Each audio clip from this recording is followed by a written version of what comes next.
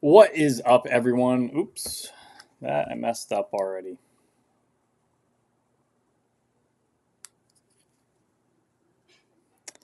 What is up, everyone? It's Thomas with Real Broker here in St. Augustine, Florida, coming at you live every Wednesday, 8 p.m., going over the market stats, the news you need to know about if you think about buying, selling, or investing here in northeastern Florida.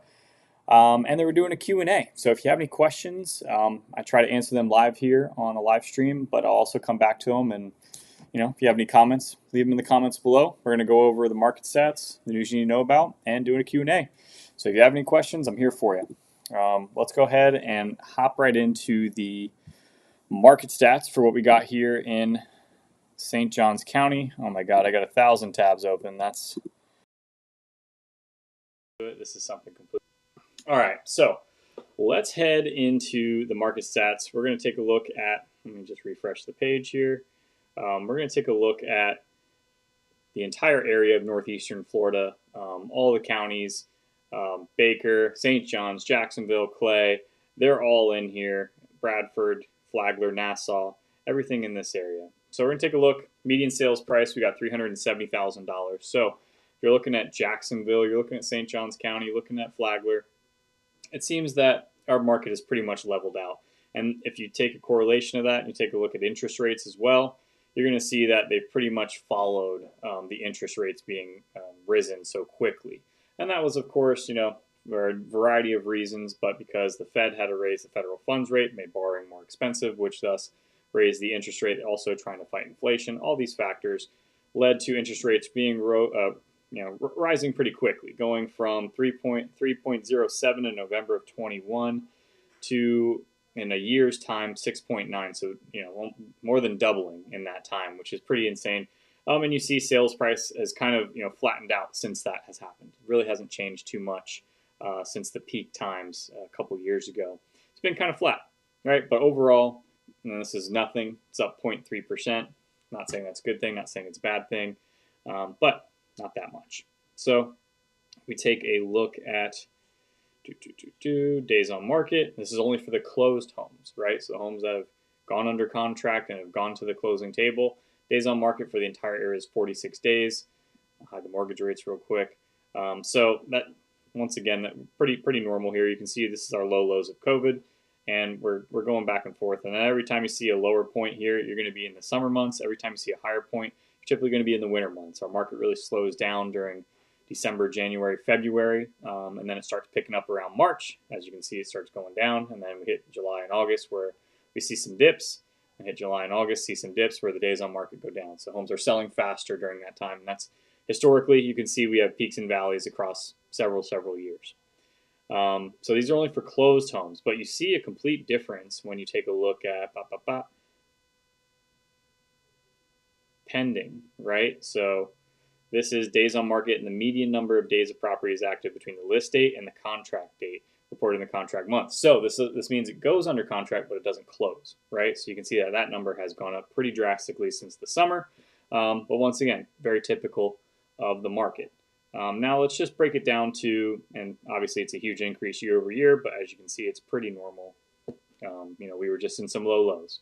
So if we go ahead and change the filters, we're going to go back to median sales price. And I know one of my viewers asked me about Volano Beach, and I did try to pull the data for it on here. Wasn't too successful. I wish I was more successful, but it's just there's not that much data, right, for how many homes have sold in the area. That's pretty typical of such a small area. So it doesn't really show well on a chart at all, or really at all. So let's just take a look at St. Johns County, right?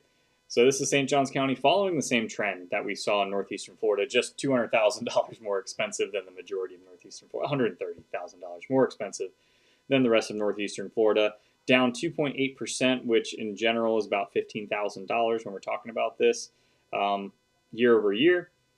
That number doesn't really scare me because, as you can see, you have peaks and valleys of these price differences, and like this one was $485 last month. It's 485 in November, 549,000 in December, and you can kind of see, here in November is 467. I went to 491. Then it went down to 456. So like these months, they're very difficult to really get a read on, just because there's not a whole bunch of activity going on. So you can have a home that sells for 200,000 or 100,000 and really skew that median sale price. And then on the opposite end of that, where you see a larger increase, like let me show you here, like where it goes from February at 462 and then all of a sudden it goes up to 540 from February to April. I mean, that could just mean that during that time, $2-3 million properties sold at that same month, and that made the median sale price get pulled way higher than it normally would be. So, especially when we're talking about Volano Beach, you have such a skew of numbers. So let me see here. This is another thing. So I can switch it to, we'll just take a look at Volano Beach. And that's going to pull up median sale, which is 937. Not down anything crazy from last year. Once again, not worried about that. But if we switch it from single family to condo and townhome, it doesn't even pull the data. Let's see if it'll change it. Now, see, the majority of it is single family homes here. So that's what the data is coming from. So I tried messing with it, but let me take a look at days on market here. On closed homes, days on market, so this is the stuff that's priced correctly. Yeah, see, it doesn't pull enough data. November is 122, so I'm guessing it's around that point in terms of days on market. But that was up from July, so 32 days. Let's take a look at pending, days on market pending. Oh, I'm not sharing my screen. Sorry about that. Days on market pending. So yeah, 135 in November, and then it doesn't have any data for December just yet. I'm pretty sure we had closings in December. They just maybe haven't been posted there yet. I don't know, for whatever reason, but that's what I got for you, John. Hope that helps a little bit. But overall, 937. So a lot more expensive than the rest of St. Johns County. So that's if you want to live on the beach, that is the price to pay. If you want to have great views of that sunrise every morning too, unfortunately, that's what it is. So either way, those are the new stats, the market stats for what we have here. Let's take a look. Do I have any? See. Got no comments here. All right, boom. All right, we're on to the next news stories here, guys. So let me. I got too many screens open. My mistake. Now, this is something that we're all pretty much aware of. I just saw, this was for the area of Orlando, that Orlando's had the coldest winter since like 1970 something, which is pretty amazing. 1977, I think, and it was like an average of 50 degrees. We're used to like an average of like 75 degrees here, during the winter. So it's been unseasonably cold for the past 2 weeks, and they're expecting that we might get some rain, maybe some sleet, in North Florida. But we'll see. That was one of them to cover. This is one as well. Let me change this here. Zillow ranks the best, worst real estate markets in 2025. Oh my gosh, these pop-ups, unbelievable. And I also saw, I think it was Zillow as well, that did best area for Airbnbs, and Jacksonville was on this list. Oh my gosh, the glitchiness here is killing me. Buffalo, New York topped the real estate list in 2024. Zillow projected that Buffalo will see continued competition among buyers in the city of the most new jobs per home permitted. The remaining top 5 are rounded by Indianapolis, Providence, Rhode Island, Hartford, Connecticut, and Philadelphia. They're expecting hot markets moving into the Midwest and West, while Zillow predicted slow but steady growth for home values and sales. Let's see here. So top 10 hottest markets: Buffalo, Indianapolis, Providence, Rhode Island, Philadelphia, St. Louis, Charlotte, North Carolina, Kansas City, Richmond, Salt Lake City. Bottom 10 coolest markets.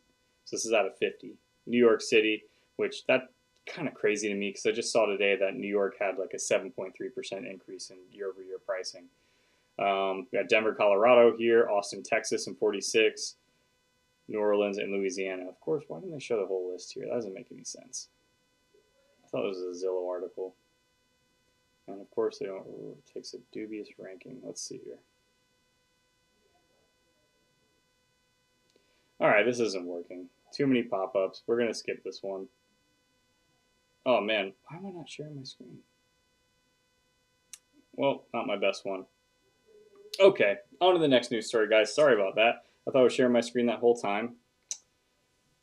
Not my best live. Let's go. Not your imagination. Palm Coast homes used as vacation rentals increased by 70% in 2 years to over 500, which to me is very interesting. I wouldn't consider Palm Coast to be a short-term vacation rental market, but the number of single-family homes used as short-term rentals has increased by 60% in 2 years across Flagler County, while the number of vacation rentals in Palm Coast alone, where most of the growth is concentrated, has surged by 70%, with the overwhelming share of those in single-family homes, condos, or townhomes. Well, yeah, I mean, that's the majority of the houses.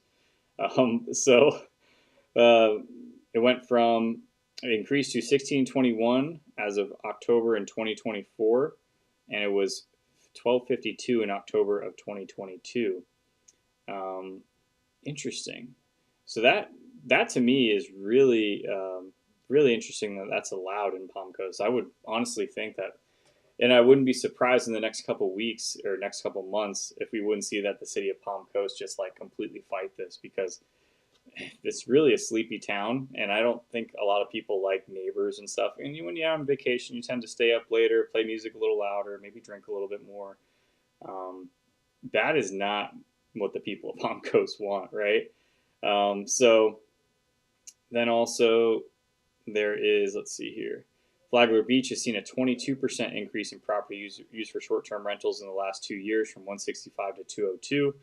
That makes more sense to me, just because of like, hey, you're right on the beach. Flagler Beach is super cute. I mean, really nice restaurants, great beaches, and it just feels like a cute little surf town. Something that most people would enjoy. So that makes more sense to me, but like, I don't know, short-term rentals in Palm Coast, I'd like to know what the investors are making on those, because to me that seems like, maybe I'm just it's over my head completely, but just doesn't seem like it'd be a very hot and poppin' short-term rental market, even for the price of what you pay there. So I don't know. If you're an investor in Palm Coast, let me know what your returns are, because that's really interesting. What do you guys think about that? Let's see here. We got no questions. No questions for me. That's totally fine. Let's go on to the next news story here, guys. Any questions, pop them in the comments below about whatever we're covering here. Let's see. All right. So this is something I want to invite you to. I'm probably going to go to this every Sunday. I do clean up trash here in my neighborhood. I live in West Augustine. Unfortunately, I need to clean up trash every Sunday. I actually do kind of enjoy it now, just because I put on headphones and it's like an hour of like not picking up. I know I'm not going to pick up my phone while I'm picking up trash. So it's kind of nice. But West Augustine Improvement Association hosts MLK Day of Service Community Cleanup on Monday. West Augustine Improvement Spotlight Service Volunteerism coming together in spirit of Dr. King on Monday, January 20th. They're going to be meeting at 252 North McLaughlin Street, which is literally right around the corner from my house. It's spearheaded by students of the West Augustine Nature Society and the West Augustine Improvement Association. So if you're looking to give back here in the local area, please come and join us. It's going to be on the 20th of this month. Clean up the neighborhood a little bit. So I'll be there. I'm going to clean up some trash. Every Sunday I also do it at 10 a.m. So if you want to join me every Sunday at 10 a.m., feel free. All right, we're going to go to the next news story here, guys. And this one's kind of cool. You guys have probably seen the land if you've been over the Volano Bridge before. We'll see what happens with this. But St. Augustine considers buying 1 acre of land for $1 million. Why is it so desirable? The land was proposed for a controversial hotel 2 years ago. So the ad is playing, but essentially it's 1.1 acres. Let me see if I can find a picture of it here. Nope, okay, they don't put a picture of it. But it's 1.1 acres just as you go over the Volano Bridge towards Volano. It's on the right-hand side. And the owners there, they were originally trying to sell it 2 years ago. They wanted to sell it. It's this piece of land right here, as you can see on the screen. They originally wanted to sell it to a developer so they can put a boatel in there, which Never heard of that before, but you could assume it's a hotel for people that want to be on their boats. Which is a great location for that. It is kind of a natural little area, and it would increase traffic significantly. So that whole thing was supposed to be 50 units, got shut down completely. So the owner still wants to sell the property. He wants to sell it for 1.3. The city of St. Augustine doesn't want to pay more than appraised value, which is 1.14. So we're kind of at a standstill of what's going to happen there. And then what is the city of St. Augustine going to use that for? Now, they talked about using it as a passive park. They've talked about making it like a little preservation area. But who knows, right? Maybe they have their own plans for it. I'm going to guess it's that, just because any more traffic on that road, especially with the increased tourism in Volano Beach and coming over to downtown, you don't want to make matters worse. So the people that lived in that neighborhood there, Nelmar Terrace, were super happy about it, because it would have brought a lot of traffic and a lot of things that people don't want in that neighborhood. So either way, we'll go on to the next news story. Any questions about that, let me know. I think a boatel would have been kind of cool, though. Just saying. I mean, I think that would have been pretty cool. But, excuse me. All right, I got two more for you. And honestly, I was kind of surprised by this one. City of St. Augustine Visitor Center to undergo restoration. So this picture, I don't know, I feel like it's a terrible picture. I've driven by it. I never thought it was like in disrepair or anything like that. It's been kind of, I mean, it had to be built within the last 20 years. They don't really give any information here, besides that they received a $3.6 million grant to do it. But to me, I got to think this building is like, it can't be 20 years old. If you guys know how old this building is, I don't think it's anywhere near 20 years old. I feel like it was built when I was in like middle school. Maybe it's a little 20 years old. I don't know. Middle school, about to go into high school, even later than that. So I don't know why it would be in such disrepair that $3.6 million would do anything to it. What do you guys think? I haven't been in there in a while. I was only in there, like, I walked through to go to the bathroom, I think, because I don't need to go to the visitor center. But yeah, what do you guys think about that? I don't know. 3.6 million for a building that's relatively new. I mean, we have 400-year-old buildings here. They don't need restoration like that. I don't know. I'm a conspiracy. Where's my tinfoil hat? Where is it? I don't know. All right, guys. On to the next news story. Affordable housing in St. Johns County still needed, ability leader says. So I think another affordable housing complex just got shot down. Local nonprofit Ability Housing is looking at 2025 with careful optimism and feasibility of the new affordable housing developments in St. Johns County.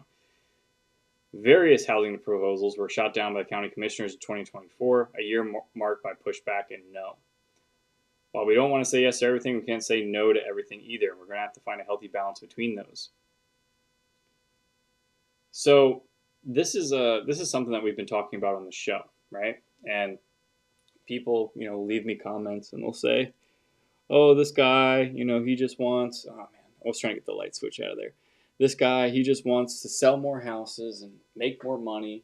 And like at the end of the day, if there's affordable housing for people, yeah, that would be great. And I'd make maybe a little bit more money because I'm helping them out buy houses, right? Because more people will be able to afford it.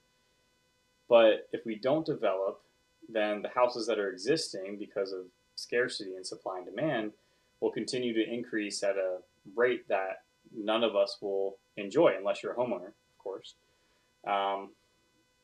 I understand the other side of that. It's a double-edged sword. You develop houses and you increase traffic, infrastructure isn't there, quality of life goes down, and also just in terms of like our natural wildlife, also problems there. What do you do, right? Well, maybe because I'm more biased because I want people my age to be able to afford housing here in the area, which in general, not really possible for a lot of them. We just covered it. Median sale price here is $500,000. It's really only a handful of neighborhoods here in St. Johns County we're going to find stuff under $350,000, which is definitely more in the affordable range. But even then, your mortgage is going to be $2,800 with a 7% interest rate, depending on what you put down. It's a lot of money for people. So what do you do? And then the affordable housing that they do put up, right? Especially when they put up affordable like apartments, there's a time regulation on how long they need to be affordable for, right? So it's like after 2 years, then those rents go up to market rent. And I was just reading an article about how LA has like all these affordable housing units, and in 5 years, like 700 of them are going to go to market rent. And the way that they were built is the developer was able to get a grant because they needed more affordable housing. So they got more affordable housing. They built it, and then for 2 years they have to charge market rent. But right after that, they can charge, or they have to charge affordable housing rent, and then 2 years later they can charge the market rent. So then they've got the grant for the city or the county or whatever to subsidize the build of it because the city and the county or whatever needed affordable housing. And then once the time frame passes, then they can just charge market rent. So it's not affordable housing anymore. So what's the right answer? Hard to say. Will housing ever be affordable? I don't know. For my generation, I kind of think it's, people can see developments happening and that we're losing more land. Well, then you could also assume that there's not going to be that much land to build on anymore, right? And if we're saying, hey, we can't build anymore, we're going to keep the houses that we have, well, then we're kind of forcing supply to be lower than it would be if they would develop, thus increasing pricing. So around and around we go, right? I don't know, guys. I don't have all the answers. If you guys have the answers, let me know. Let's see here. We got Raw Food Writer. They build my house there. Where at? What part? Love to know. Appreciate the comment, Raw Food Eater or Writer. Sorry. Hard to say about the visitor center, but it's an example of why the tourist tax is such a good idea. I think so too. And they just talked about, funny enough, they just talked about how they want the city and the county to stop advertising for tourism because, I saw two reports, right? I saw local leaders said that tourism wasn't as big as it was last year, whereas other local leaders said tourism was way more than it was last year, and that sector of it started to grow. For me personally, I would say it looked comparable. Definitely over the past couple of years, if you compare the last 4 years to the last 10 years, the last 4 years blows the last 10 years out of the water. So it's hard to really tell. Seemed kind of normal to me. But apparently 38% of our tax base does come from tourists that come into our town. So why not have like a special tourist district? And then like if you're in the tourist district and you have a local ID, you say, hey, I'm a local. Well, then you're not taxed the same. I don't know. That would also then in a way curb the tourism that we're talking about right here, John. I mean, so if people knew it was more expensive to visit here versus maybe Jacksonville, well, then people are maybe going to make the choice to go to Jacksonville or maybe go down to Flagler Beach or even go to Palm Coast with their Airbnb, right? Because they're like, oh, well, I'm not getting charged as much down here for a sandwich than I would in St. Augustine. I don't know. A lot of factors going in there, guys. A lot of factors. But that's it. That's all I got for you this week. Sorry I've been kind of MIA, baby on the way in April. Just bought a condo in Puerto Rico that needs a good bit of work, and that's where I was this past weekend. Got a new bathroom going in, and yeah, it's a lot of work. Probably put a lot on my plate, but it's okay. So I wanted these problems. Stoked for it. So every Wednesday at 8 p.m., guys, I'll be here, at least most Wednesdays, unless my baby's born on a Wednesday. Who knows? But I'll be here going over the market stats, the news you need to know about, everything about buying, selling, or investing here in Northeastern Florida. And we're also doing a Q&A. So for everyone watching it, you leave me comments, questions. I'll answer them live. If you're watching the replay, I will write them in the comments, whatever answers I have. Until next time, guys, have a good one.